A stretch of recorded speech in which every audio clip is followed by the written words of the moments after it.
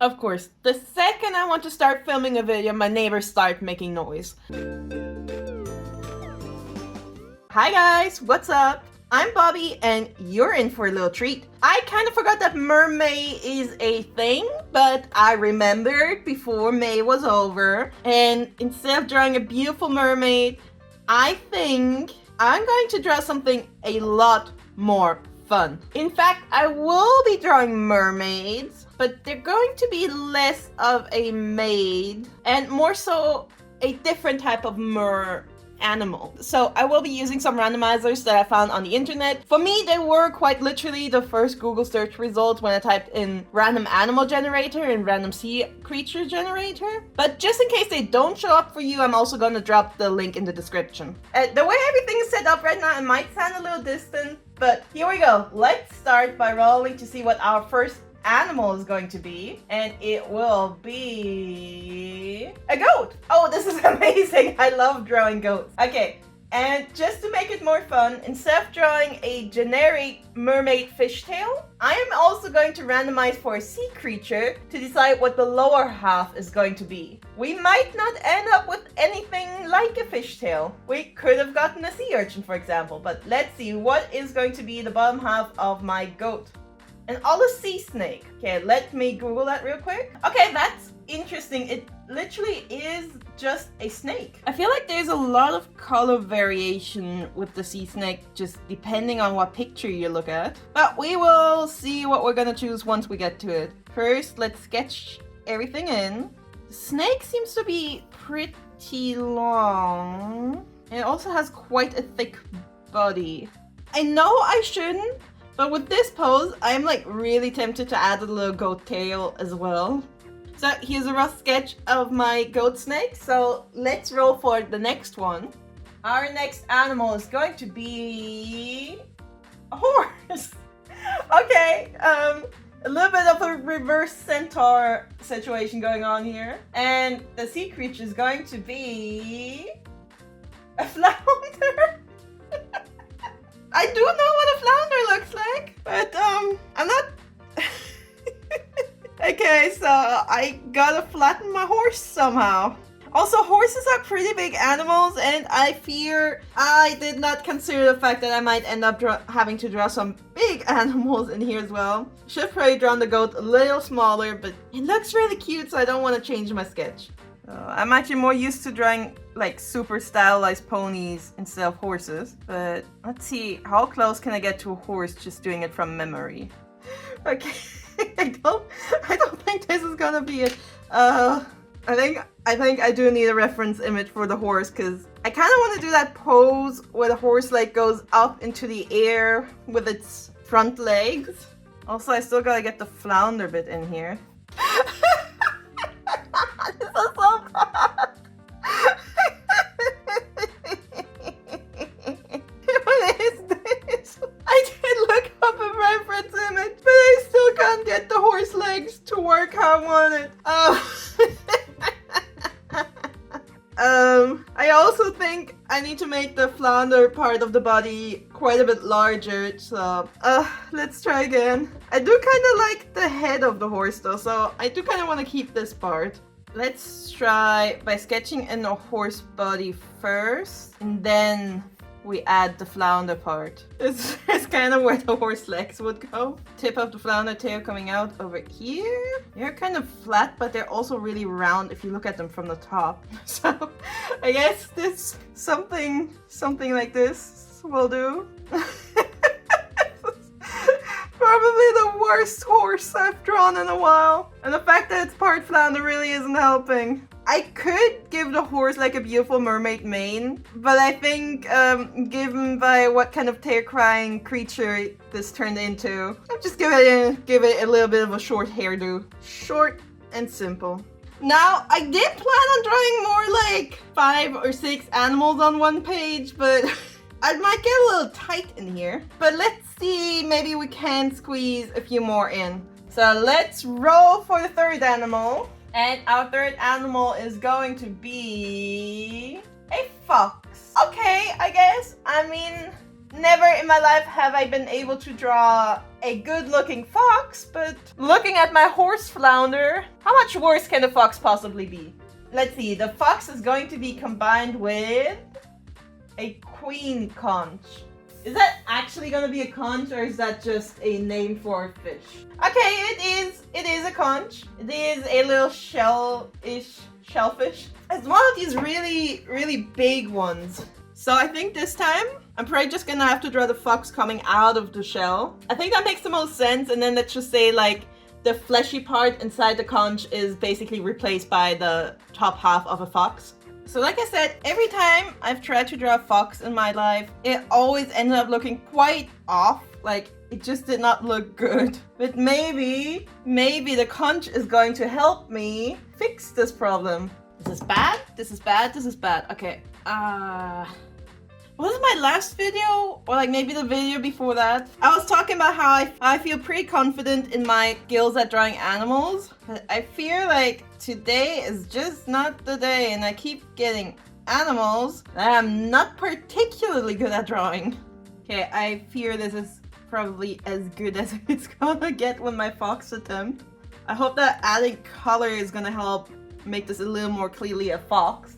Okay, I think we can definitely fit in a fourth animal, and I hope that I can still squeeze in a fifth one somehow. But let's see what the fourth one's gonna be. And the fourth one will be a snowy owl. And the snowy owl shall be combined with a fan worm. Oh, that sounds disgusting. What is a fan worm? Oh, that's actually not disgusting. Not too sure how I'm going to combine this, because the bottom half of a fan worm is basically just a stick. But maybe I can add a few little fanny bits around the belt area of the owl. Okay, let's put the face of the owl here in this little hole. Gonna have some of the little fan bits floating around everywhere. And of course we also have to have some of the wings. Okay, maybe I do need to put the owl further up though. Which is a shame because I kind of liked how it was turning out. Okay, so I also made the owl a little bigger so it fills up the page a little better. I think this is it. So the sketch is done, so let's get this picture lined. And then we will finally be ready to color. Actually, wait, hold on. I forgot something very important, because right now, these are only animal hybrids. I feel like they're not quite mermaids yet. And I think in order to make them really read as mermaids, they're gonna need the right kind of outfit. So let's accessorize them a little before we add the line art. Okay, so what makes a mermaid? It's partially the tail, but I also think a very important part are the accessories. Okay, so what are some stereotypical mermaid outfits and accessories? So, of course, you have the shellfish bra, or sometimes the starfish bra, but none of these animals, the way they're built, really require to wear a bra. So that's not really what I want to go for, but I might still add some starfish decals somewhere, just because I really like starfish. There's also this Barbie doll that I used to have as a kid, which is the reason I'm kind of in love with the idea of, which is kind of the reason why I fell in love with the idea of mermaids entangled in like kelp or algae. Even though the doll itself didn't have this feature, but it kind of gave off similar vibes. And of course we also have to have pearls somewhere, right? I feel like the most beautiful mermaid illustrations always include strings of pearls somewhere in the outfit. And flowy fabric, of course. And now it's finally time to actually do the line art, which is an important step to my art process. I always feel a little embarrassed about the fact that my sketching process isn't as aesthetic as it seems to be with most other artists, or at least the artists that you can easily find on social media. Because for one, I've always been a messy sketcher, and I don't really like working out all the details in my initial sketch. But then there's also the thing that I really like sketching with these specific Faber-Castell pencils, which come in standard graphite, and I don't really like the experience of sketching in color. I've never had actual color raised pencils, but I have done colored sketches with like different pencils and markers, and I fear it's just not for me. But I have thought about buying a hopefully good set of color erase pencils just to make my sketches look a little more aesthetic for my videos. They're probably still going to be a mess, but at the very least they could be a blue, purple, or pink mess. That might be a little more visually interesting than just basic gray graphite. Alright, so the line art's all done, which means it's time for color, and I will be using my Crayola Super Tips because it's been a while since I've used them. Now, I also have my handy dandy little cheat sheet, which has the swatches for all of my super tips. And this is what I am going to use, but I might also end up picking one of the other colors just in case I have to. Now, I think one of the important questions here is, do I want to go for realistic colors or do I go for completely wacky colors? And I think I'm actually going to go for somewhat realistic colors for once. So I'm going to start off trying to find colors for all the fish halves, because they tend to all be kind of brownish, greenish, samey colors, while the animal halves, especially with the horse and the goat, give me a lot more room to choose. And I've run into my first problem immediately. I have no idea how to color in the olive sea snake because the olive sea snake is not olive colored, but instead it's basically like whitish gray with a hint of yellow. And I do not have a color that matches. So I think I'm actually going to have to use a marker from a different set. Alright, fine. I don't seem to have a good match for the flounder either with my super tips, so I guess this picture's just gonna be a combination of all my Crayola markers. And we will be using the scented root beer pen because that's the lightest brown that I have. It's kind of hard to find good colored pictures of the queen conch because most pictures show off the inside of it, not really the outside, or it's a picture of a dead one. I'm just gonna try my best, but to be fair, I feel like none of these colors are gonna be anywhere near realistic. I don't want to use like the exact same yellow that I used for the snake part also in the fan worm, so I guess the fan worm's gonna be smelling like cheesy popcorn. Yum yum yum yum yum. Drawing these sea creatures kind of reminds me of a project that I once started like a really long time ago, where Novi Stars were still being sold in stores, and I love Novi Stars. Like, Novi Stars have been my favorite doll line up to date, and at the time I was also really big into like ocean stuff, and I feel like everybody was at the time. It was a very popular aesthetic, and I believe even Tumblr was still active at this point. So I basically just wanted to do something very similar to Novi Stars but make it like ocean water fish themed.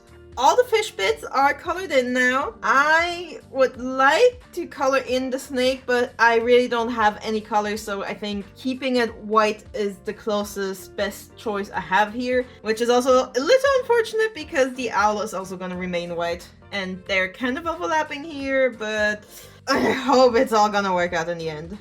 Next, I'm going to color in the plant decorations and maybe the pearls and the stars, and I'm basically just going to save the animals for last because I have a little more flexibility here with what kind of colors or shades I want to use for them, so everything that has a very set color is going to be colored in first. Okay, I think this green might be a little lighter and brighter than I had intended.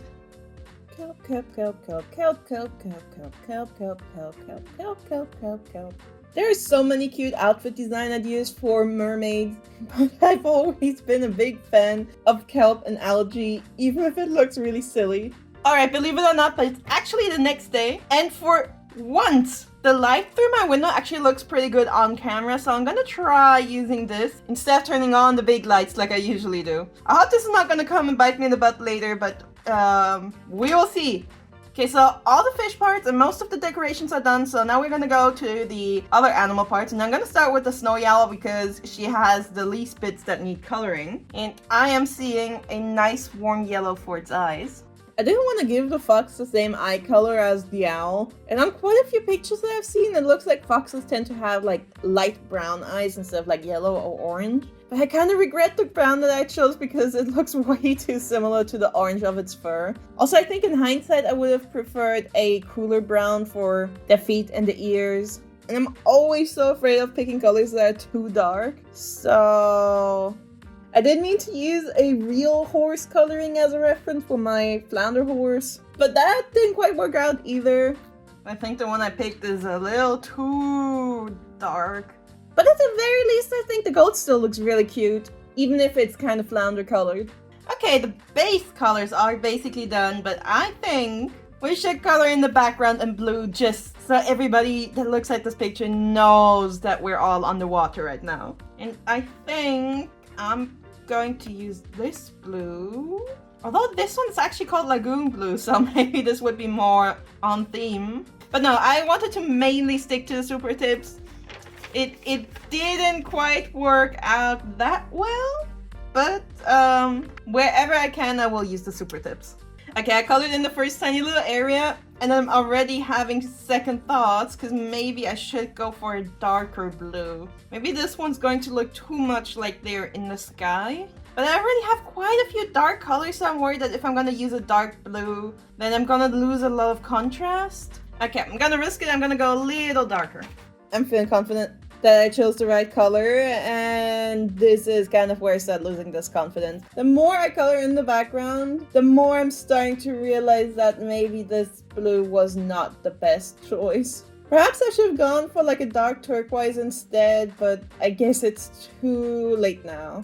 Now, I could end the video here, but I think I'm also gonna add some shadows today. And usually, I would use my Caran d'Ache pencils to do so. But since this is already quite heavily Crayola themed with the markers that I've used, I'm totally gonna use my new Crayola colored pencils. Let's start by adding a hint of gradient everywhere.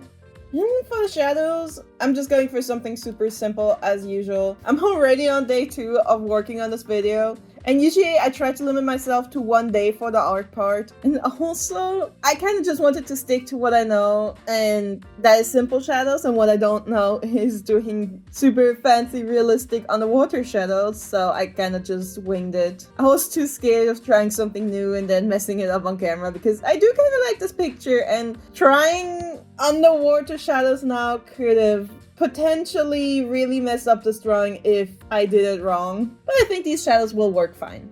And here is my finished mer animal drawing. I do really enjoy how bright and colorful this picture is, and this has nothing really to do with my skills. This is entirely on the Crayola markers. It's been so long since I used them, but this drawing really made me realize just how much I love these markers. It's very different to Copics, but I think I generally do prefer these markers. So I think I gotta switch it up again.